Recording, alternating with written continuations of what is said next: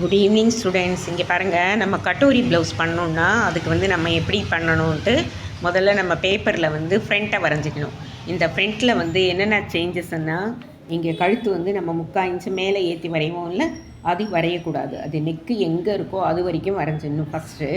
அதுக்கப்புறமா ஸ்லீவில் இங்கே டாட் வராது, அதனால் இங்கே 1/4 இன்ச் அங்கே 1/4 இன்ச் மட்டும்தான் ஸ்லீவ் வச்சு வரைஞ்சிடணும். அதுக்கப்புறம் நெக்கில் இங்கேருந்து இந்த இடத்துலேருந்து 3.5 அல்லது 4, அதுக்கப்புறமா இந்த இடத்துலேருந்து 2.5 அல்லது 2, இந்த ஷேப் பிடிக்கணும்ல, இந்த இடத்துலேருந்து ஒரு பாயிண்ட் பண்ணிக்கோங்க. இந்த ஷேப்லேருந்து 3.5 அல்லது 4 வச்சு அப்படியே இதுலேருந்து இதை ஆட் பண்ணி இதுலேருந்து இதை ஆட் பண்ணணும். இப்போ இதை தனியாக கட் பண்ணிடணும். இப்போ நம்ம இதை ஸ்ட்ரைட் கட்டிங் பண்ணிக்கணும்.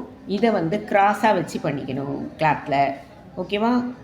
அந்த மாதிரி கட் பண்ணிவிட்டு நம்ம இதையும் அட்டாச் பண்ணுறதுக்கு துணியில் வரையும் போது இந்த பக்கத்தில் 1/4 இன்ச் எக்ஸ்ட்ரா விட்டு வெட்டணும், இந்த பக்கத்தில் 1/4 இன்ச் இந்த பீஸ்க்கு இங்கே எக்ஸ்ட்ரா விட்டு வெட்டினோன்னா இது ரெண்டுத்துக்கும் ஜாயின் போடுறதுக்கு அந்த 1/4 இன்ச்சுன்றது நம்ம விட்டு வெட்டினோன்னா அது கப் ஷேப் கரெக்டாக வந்துடும். ஓகே, இது பேர் கட்டோரி ப்ளவுஸு. இதை நம்ம ஃப்ரண்ட்டு இந்த மாதிரி கட் பண்ணிக்கிட்டு இது ஸ்ட்ரெயிட் பீஸாகவும் இது கிராஸ் பீஸாகவும் வச்சு போட்டு தைச்சோன்னா கட்டோரி ப்ளவுஸ் வரும். ஒரு கட்டோரி ப்ளவுஸ் தைக்கிறதுக்கு நார்மலாக 350 ரூபா. ஒரு லைனிங் கட்டோரி தைச்சோன்னா 700 ரூபா நம்ம வாங்கலாம். ஓகேவா? லைக் பண்ணுங்கள், ஷேர் பண்ணுங்கள், சப்ஸ்கிரைப் பண்ணுங்கள், கற்றுக்குங்க.